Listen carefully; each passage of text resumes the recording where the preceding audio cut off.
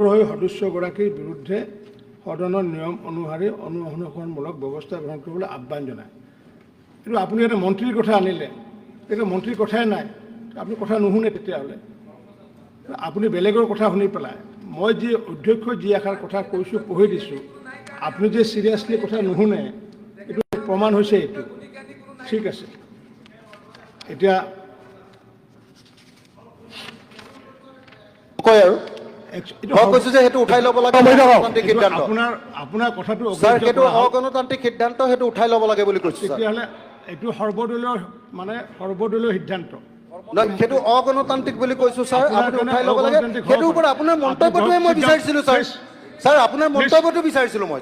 মোৰ বক্তব্য এইটোৱে, এইটো সৰ্বদলীয় সিদ্ধান্ত। অধ্যক্ষক এম্পাৱাৰ কৰা আছে। অধ্যক্ষ ৰুলৰ অধীনত যি কৰিবলগীয়া আছে আগন্তুক দিনত সিদ্ধান্ত গ্ৰহণ কৰিব, সেইটোৱে মোৰ সিদ্ধান্ত। Point of order sir. নাই নাই, 1 minute ছাৰ, নালাগে বক প্লিজ। আপোনাৰ আছিলে এডমিছিবিলিটি ৰিপৰ্ট? Sir, 54. Moradio 54. নাই নাই, এইটো আজি অহা নাই। 54. 54 আহিছে অহা নাই, এতিয়া অহা নাই। পিছত আছে, এইটো পিছত আছে, পিছত আছে, 54 ৰ ওপৰত এইটো পিছত আছে, এইটো ছাবজেক্টটো অহা নাই। কেতিয়া আহিব? নেক্সট আছে, আপোনাক জনাম। অসম বিধানসভাৰ প্ৰক্ৰিয়া আৰু কাৰ্য পৰিচালনাৰ নিয়ম 56ৰ অধীনত মই সভা স্থগিত প্ৰস্তাৱৰ দুখন জাননী যথাক্ৰমে শ্ৰী ৱাজেদ আলী চৌধুৰীৰ লগতে আন 5গৰাকী সদস্য আৰু আনখন মাননীয় সদস্য অখিল গগৈ ডাঙৰীয়াৰ লগতে আন এগৰাকী সদস্যৰ পৰা লাভ কৰিছোঁ। দুয়োখন জাননীৰে উত্থাপন কৰিব বিচৰা দুয়োটা প্ৰসংগ ৰাজহুৱা স্বাৰ্থজড়িত বিষয়ৰ লগত জড়িত হ'লেও প্ৰসংগকেইটা হঠাৎ উদ্ভৱ হোৱা এটা জৰুৰী বিষয় নহয়। সভা স্থগিত প্ৰস্তাৱ উত্থাপনৰ মূল নীতিয়ে হৈছে হঠাৎ উদ্ভৱ হোৱা যিকোনো ৰাজহুৱা স্বাৰ্থজড়িত অতি গুৰুত্বপূৰ্ণ বিষয় সদনত আলোচনা কৰাৰ অৱকাশ নাথাকিলে সভা স্থগিত প্ৰস্তাৱৰ যোগেদি উত্থাপন কৰা হয়। চলিত বিধানসভা অধিৱেশনৰ দীৰ্ঘদিনীয়া কাৰ্যসূচীৰ কালছোৱাত মাননীয় সদস্যসকলে বিধানসভাৰ নিয়মাৱলীৰ বিভিন্ন প্ৰক্ৰিয়াৰ যোগেৰে তেওঁলোকে 301 হওক বা 54 হওক বা অন্য ডিভাইচৰ যোগেদি এনেধৰণৰ ৰাজহুৱা গুৰুত্বপূৰ্ণ বিষয়সমূহ আলোচনা কৰাৰ বহুল অৱকাশ লাভ কৰিব। বিধানসভাৰ বিভিন্ন প্ৰক্ৰিয়াৰ যোগেদি উত্থাপন কৰিব বিচৰা প্ৰতিটো বিষয়ে সমানে গুৰুত্ব। সেয়েহে এই গুৰুত্বপূৰ্ণ বিষয় আলোচনা কৰাৰ বাবে পূৰ্ব নিৰ্ধাৰিত গুৰুত্বপূৰ্ণ বিষয়সমূহ স্থগিত ৰাখি সভা স্থগিত প্ৰস্তাৱটো আলোচনা কৰাটো উচিত নহ'ব। এনে পৰিপ্ৰেক্ষিতত সভা স্থগিত প্ৰস্তাৱৰ জাননী দুখনত গ্ৰাহ্যতা মই নাকচ কৰিলোঁ। আনহাতে মাননীয় সদস্য শ্ৰী বদৰুদ্দিন আজমল আৰু এগৰাকী সদস্যৰ নামত আন এখন সভা স্থগিত প্ৰস্তাৱৰ জাননী মই লাভ কৰিছিলোঁ। এই জাননীখন নিৰ্ধাৰিত সময়ৰ পিছত লাভ কৰা হৈছিল যদিও মই জাননীখন বিবেচনা কৰিছিলোঁ, কিন্তু ইতিমধ্যে এই বিষয়টো লৈ পেলাই তেখেতে 54টো যিহেতু ইতিমধ্যে আমাক জনাইছে, গতিকে 54 ডিভাইচত এই বিষয়টো লৈ আলোচনা কৰিব পৰা যাব। সেয়েহে এই জাননীখনত ইতিমধ্যে উল্লেখ কৰা জাননী দুখনৰ দৰে বিবেচনা কৰাৰ অন্তত মই জাননীখনৰ গ্ৰহণযোগ্যতা নাকচ কৰিলোঁ। ছাৰ, আমাৰ বিষয়টো অত্যন্ত জৰুৰী ছাৰ। গোটেই অসম আৰু গৰমত জ্বলা কৰা খাই আছে, বিদ্যুৎ যোগান দিব পৰা নাই।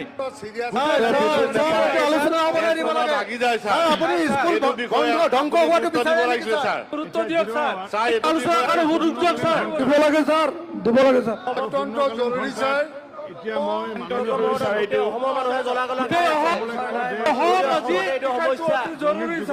বাতৰি কাকতত প্ৰকাশিত অসমৰ জনমত গঠনৰ উদ্যোগে এই বিষয়টো লৈ পেলাই তেখেতৰ বক্তব্য ৰাখিবলৈ মই আহ্বান জনাইছোঁ।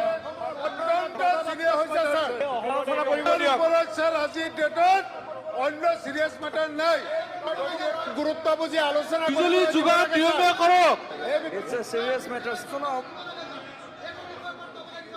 এইটো বেলেগ বিষয়ত আনিব আপোনালোকে, এইটো বেলেগ বিষয়ত আনিব, এইটো বেলেগ বিষয়ত আনিব।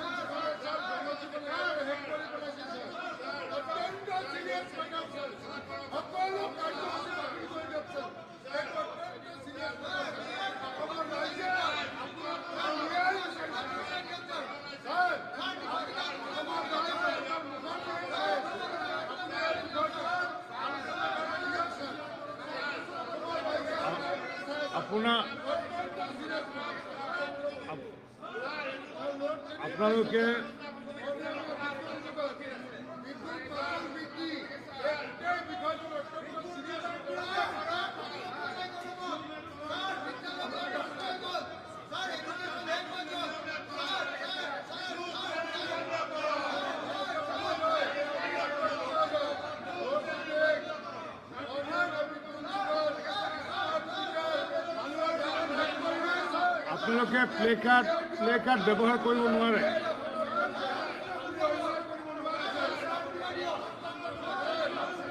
আণ্ডাৰ ৰুল 275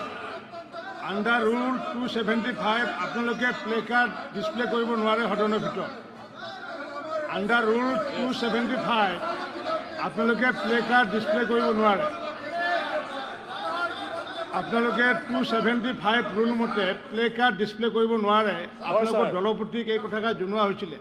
আপোনালোকে দলপতিকে নামানে। আপোনালোকৰ দলপতিকে নামানে। আপোনালোকে please Don exhibit this type of play card. Please Don exhibit this type of play card under rule 275। Under rule 275 please Don exhibit this type of play card. Sir, this is আপোনালোকৰ violation of rule 275. বিদ্যুতৰ সমস্যা বিষয়টো বেলেগ ডিভাইচত আমি আলোচনা কৰিম। তাৰে কাৰণে সভা স্থগিত কোনো কাৰণতে হ'ব নোৱাৰে। সদনৰ প্ৰতিটো কথা গুৰুত্বপূৰ্ণ।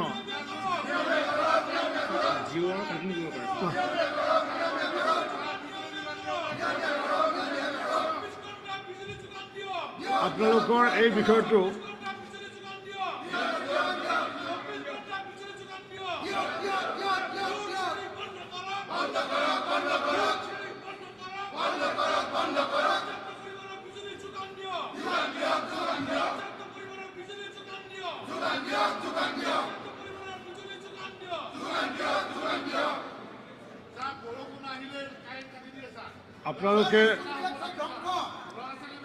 আপোনালোকে আণ্ডাৰ 275 আণ্ডাৰ ৰুল 275 সদনৰ ভিতৰত কোনো শ্লোগান দিব নোৱাৰে।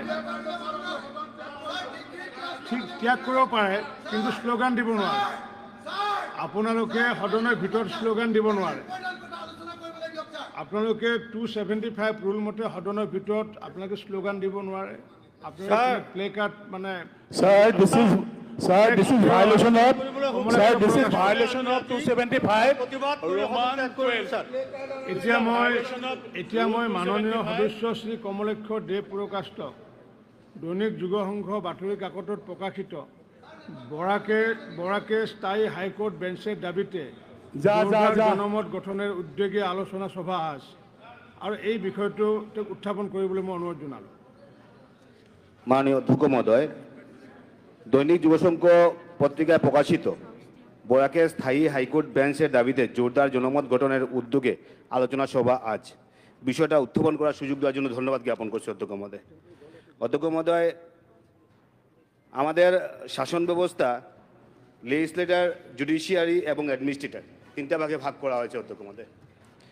এবং ভীমরাও বাবাজি আম্বেদকর বলে গিয়েছেন, একটা সংবিধান যতই ভালো হোক না কেন, যদি যারা এটা পরিচালনা করছে তারা যদি ভালো না হয় তবে সেটা খারাপ প্রমাণিত হবে। অর্থাৎ অধ্যক্ষ মহোদয়, যারা এটা পরিচালনা করছে, যারা শাসন ব্যবস্থা আছে, ওদের যাতে সুষ্ঠু মানসিকতা এবং সুন্দরভাবে যাতে সেটা পরিচালনা করে সেই সংবিধানের মতে মতে।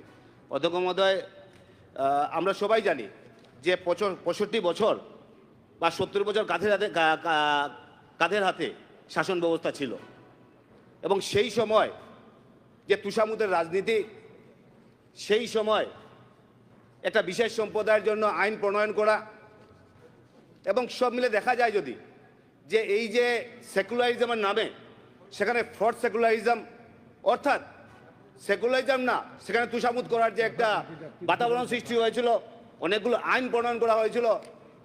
অধ্যক্ষ মহোদয়, আমি বিশ্বাস করি আমাদের প্রধানমন্ত্রী এবং আমাদের মুখ্যমন্ত্রীর নেতৃত্বে বর্তমানে এই যে ট্রু সেকুলারিজম, অর্থাৎ প্রকৃত অর্থে যে সেকুলারিজম কাকে বলে সেটা যে আজকে ভীমরাও বাবাজি আম্বেদকরের সংবিধান যে অক্ষরে অক্ষরে পালিত হচ্ছে, সেটাই হচ্ছে কি মুখ্য উদ্দেশ্য অধ্যক্ষ মহোদয়। কদিন আগে আমাদের ইউনিফর্ম সিভিল কোড সেখানে পালিত করা হলো। আমি ধন্যবাদ জ্ঞাপন করছি। আইন সবার জন্য সমান, সবাইকে সমান চোখে দেখতে হবে অধ্যক্ষ মহোদয়। এবং সেই মর্মে আমাদের মুখ্যমন্ত্রী যেভাবে আসামকে পরিচালনা করছেন, সত্যি সেটা ধন্যবাদ জানানোর পাত্র। এবং আমি মনে করি যে 2021 থেকে শুরু করে আজ অবধি আমরা দেখি যদি, তাহলে আমরা দেখতে পারবো একটা জিনিস, যে মানুষের মধ্যে একটা উৎসাহ, মানুষের মধ্যে একটা উদ্দীপনা, এবং বিগত 5 বছরে ডেভেলপমেন্টের ক্ষেত্রে আসামকে যে জায়গায় আমাদের মুখ্যমন্ত্রী নিয়ে গিয়েছেন, মানুষের মধ্যে একটা বিশ্বাস স্থাপন হয়েছে অধ্যক্ষ মহোদয়। আমরা বরাকবেলির বিধায়করা বরাকবেলির মন্ত্রীরা এখানে আছি অধ্যক্ষ মহোদয়। বরাকবেলিতে মিনি সেক্রেটারি স্থাপন করা হয়েছে, বরাকবেলিতে আলাদা একটা ডিপার্টমেন্ট করা আছে, বরাকবেলি ডেভেলপমেন্ট ডিপার্টমেন্ট অধ্যক্ষ মহোদয়। অধ্যক্ষ মহোদয়, বিশেষ করে আমি 3টা পয়েন্টের উপর আমি ডিসকাশন করছি অধ্যক্ষ মহোদয়। পয়েন্ট নাম্বার 1 অধ্যক্ষ মহোদয়, অ্যাক্সেস টু জুডিশিয়ারি। অধ্যক্ষ মহোদয়, এই যে হাইকোর্ট বেঞ্চ করার জন্য যে চিন্তাধারা, যে মানসিকতা, আমি যখন দেখতে পারলাম অধ্যক্ষ মহোদয় যে হাইকোর্ট বেঞ্চ মধ্যপ্রদেশ, সেখানে ইন্দোর একটা আছে, গোয়ালিয়র একটা বেঞ্চ এখানে আছে অধ্যক্ষ মহোদয়। সেটা 200 কিলোমিটারের ভিতরে আপনার ইন্দোর বেঞ্চ এখানে আছে অধ্যক্ষ মহোদয়। অধ্যক্ষ মহোদয়, দেখতে পারলাম রাজস্থানে আপনার জয়পুরে হাইকোর্ট বেঞ্চ এখানে আছে, সেখানে ডিস্টেন্স হচ্ছে কি অধ্যক্ষ মহোদয় 330 কিলোমিটার অধ্যক্ষ মহোদয়। অধ্যক্ষ মহোদয়, বোম্বাইয়ে 3টা অধ্যক্ষ মহোদয় হাইকোর্ট বেঞ্চ আছে, ঔরঙ্গাবাদ একটা, নাগপুর একটা, এবং হচ্ছে গিয়ে কলিয়ারপুর একটা। সেখানের দূরত্ব হচ্ছে 342, 347, এবং এলাহাবাদ হাইকোর্টের দূরত্ব হচ্ছে গিয়ে অধ্যক্ষ মহোদয় লখনৌ বেঞ্চের 303 কিলোমিটার। জয়পুরে আছে অধ্যক্ষ মহোদয় সেইভাবে হাইকোর্ট বেঞ্চ অধ্যক্ষ মহোদয়। এই জন্য বলছি যে আমাদের ডিস্টেন্স বরাকবেলি থেকে গুয়াহাটির ডিস্টেন্স অধ্যক্ষ মহোদয় 330 কিলোমিটার থেকে 400 কিলোমিটার অধ্যক্ষ মহোদয়। এবং সে এখানে এসে হাইকোর্টে এসে যদি কাউকে যদি এখানে একটা কেসের সঙ্গে লড়াই করতে হয় অধ্যক্ষ মহোদয়, একটা বিরাট একটা ব্যাপার অধ্যক্ষ মহোদয়। আমাদের গণদাবি অধ্যক্ষ মহোদয়, আমাদের এই অঞ্চলের মানুষের গণদাবি, মুখ্যমন্ত্রীর উপর আমাদের বিশ্বাস, এই সরকারের উপর আমাদের বিশ্বাস অধ্যক্ষ মহোদয়। এই সরকার আমাদেরকে যেভাবে মিনি সেক্রেটারি দিয়েছেন, সেইভাবে বরাকবেলিতে যাতে একটা আমাদের হাইকোর্টের বেঞ্চ দেওয়া হয়, সেটাই আজকের এই বিধানসভায়, এই পবিত্র বিধানসভায় আমি বিশেষ করে আমাদের মন্ত্রী মহোদয়ের কাছে আমি অনুরোধ করছি। পয়েন্ট নাম্বার 2 অধ্যক্ষ মহোদয়, এখানে অধ্যক্ষ মহোদয় দেখা যায় যদি, তাহলে 11-র সেন্সাস এবং 26-এর সেন্সাস, অর্থাৎ 26-এর সেন্সাস হবে, অ্যাপ্রক্স হবে, এবং 11-র সেন্সাসে মিজোরামে 10,97,206 জন পপুলেশন, সেটা 26-এর আমাদের যে সেন্সাস যেটা হবে সেটা প্রায় 13 থেকে 14 লক্ষ হবে। নাগাল্যান্ডে 19 লক্ষ, সেখানে 24 থেকে 25 লক্ষ হবে 26-এ অধ্যক্ষ মহোদয়। মণিপুরে 28 লক্ষ, সেখানে 34 থেকে 35 লক্ষ হবে। মেঘালয়ে 29 লক্ষ, সেখানে 40 থেকে 41 লক্ষ হবে আপনাদের 26-এর সেন্সাসে।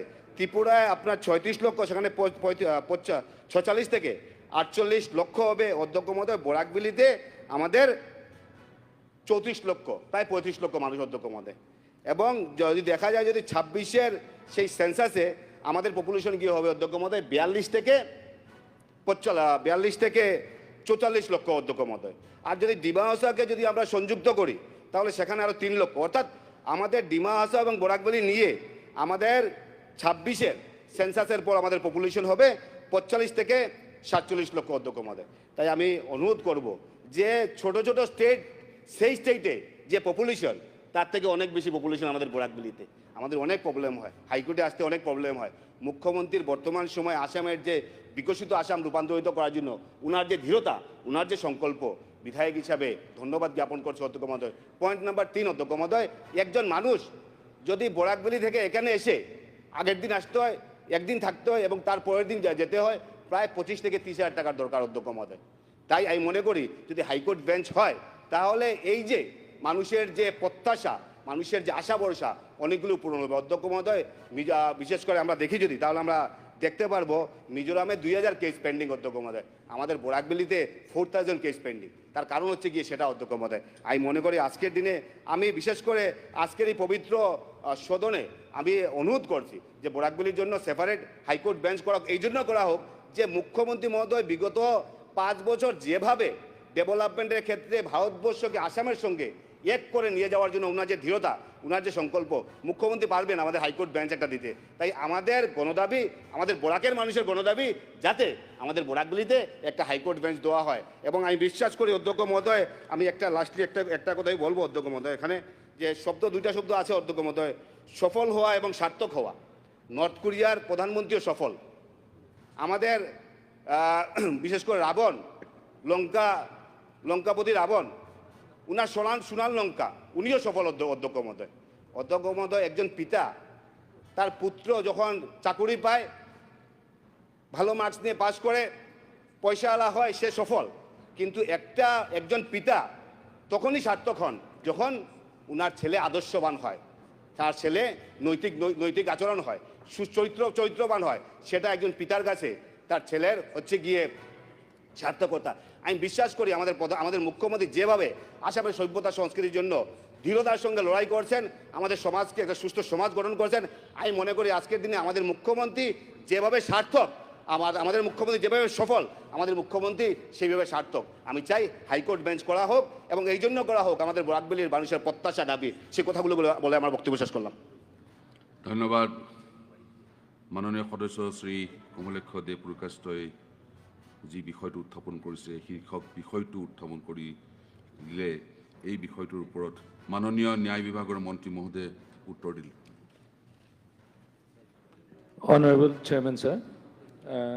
Honorable Member Kamalesh Dev Purukashta has raised a very concerned issue.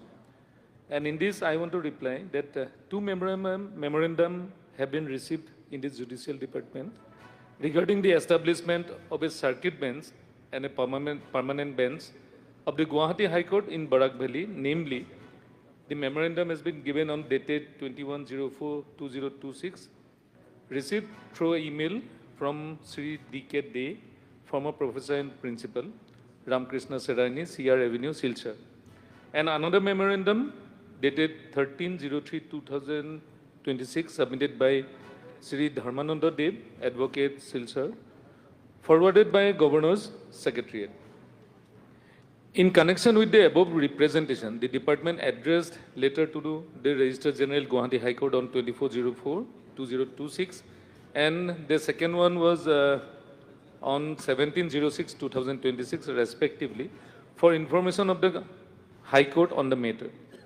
Further, an email was also forwarded to the Registrar General Guwahati High Court, enclosing the extract of the decision taken in the cabinet meeting held on 13/05/2026 at the conference hall of number 1 State Guest House, Koinadhara, Khanapara, Guwahati, along with the relevant extract of the Government Manifesto 2026. At the page number 76 of the manifesto, the government has made the commitment to establish high court benches in Dibrugarh as well as in Silchar to improve access to justice, as he said earlier. In this regard, it is submitted that the proposal relating to the establishment of circuit bench and permanent bench of Guwahati High Court in Barak Valley has already been referred to the Registrar General Guwahati High Court for needful of the Honorable High Court, and is presently under its consideration. Further action by the government shall be taken on the receipt of the views, recommendation of the High Court in accordance with the applicable constitutional legal provisions. আৰু আমাৰ চৰকাৰখনে এইখিনি কৰাৰ কাৰণে যি commitment ৰাখিছে, আমি ভৱিষ্যতে গুৱাহাটী হাইকোৰ্টৰ এটা বেঞ্চ আমাৰ বৰাক ভেলী আৰু ডিব্ৰুগড় কৰিবলৈ গৈ থকা হৈছে, আৰু তাৰ বাবে যিখিনি ব্যৱস্থাপনা কৰিব লাগিছে তাৰ পিছত আমি সোনকালে আপোনাক জনোৱাৰ ব্যৱস্থা কৰা হ'ব। ধন্যবাদ স্যাৰ মন্ত্ৰী মহোদয়েৰ ৰিপ্লাইৰ কাৰণে। ধন্যবাদ মন্ত্ৰী মহোদয়। এতিয়া মই মাননীয় সদস্য শ্ৰী ভুৱন পেগুক flood devastation and its aftermath in জোনাইকো district in the last week, এই শীৰ্ষক বিষয়টোৰ ওপৰত উত্থাপন কৰিবলৈ অনুৰোধ কৰিছোঁ। অধ্যক্ষ মহোদয়, যোৱা সপ্তাহ 28 জুন তাৰিখে যিটো ভয়াৱহ বানপানী এই অৰুণাচলৰ পৰা ঢল নামি আহি যিটো ধ্বংসলীলা সৃষ্টি কৰিলে জোনাইকো ডিষ্ট্ৰিক্টৰ অধীনত, আমাৰ প্ৰিলিমিনাৰী এষ্টিমেট মতে এতিয়া 160টা গাঁও এফেক্ট হৈছে, আৰু চিভিয়াৰলি একেবাৰে একদম গোটেই ধ্বংস হৈ যোৱা জেগা আপোনাৰ 60টামান গাঁও ছিগনিফাই হৈছে। অধ্যক্ষ মহোদয়, আপুনি যিটো ধ্বংস হৈছে তাৰ অনুমানটো আপুনি ভাবি চাওক, ট্ৰেইন দলং যেতিয়া উটুৱাই নিব পৰা হৈ গ'ল, ভাঙি দিব পৰা হৈছে, সেইটোৱে সেই পানীটোৱে গৈ গাঁওবোৰত যেতিয়া সোমাইছে কেনেকুৱা এটা অৱস্থা হৈছে।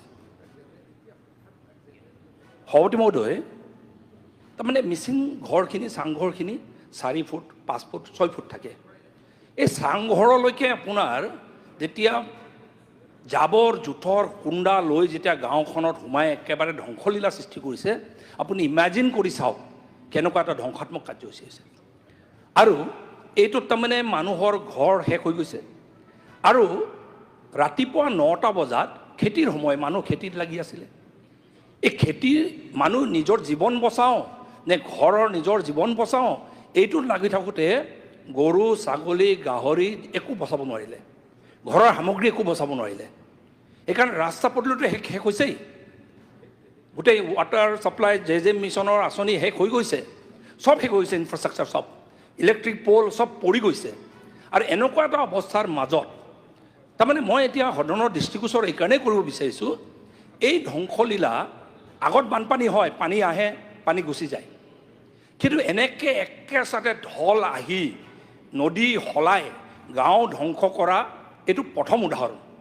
আৰু ইয়াৰ কাৰণে কিয় হৈছে বুলি ক'লে, মই সদনৰ দৃষ্টিগোচৰ এইকাৰণেই কৰিবলগীয়া হৈছে, কিয় হৈছে বুলি ক'লে, অৰুণাচলত যোৱা 10-15 বছৰ ধৰি খুব ডেভেলপমেণ্টৰ কাম কাজ হৈ আছে, ৰাস্তা ডেভেলপ হৈছে, হ'ব লাগে, তাত বৃহৎ নদী বান্ধবোৰ নিৰ্মাণ হৈছে, হ'ব লাগে। এতিয়া প্ৰব্লেমটো হৈ গ'ল যে এই কামবোৰ কৰোঁতেই হিল পাহাৰ কাটি যেতিয়া হিল এক্সকাভেট কৰে, গোটেই পাহাৰবোৰ লৰাই পেলাইছে। আৰু পাহাৰবোৰ লৰাৰ কাৰণে গোটেই পাহাৰ একেচাতে লগত নামি আহে। আগত আমাৰ নদীবোৰ দ আছিলে,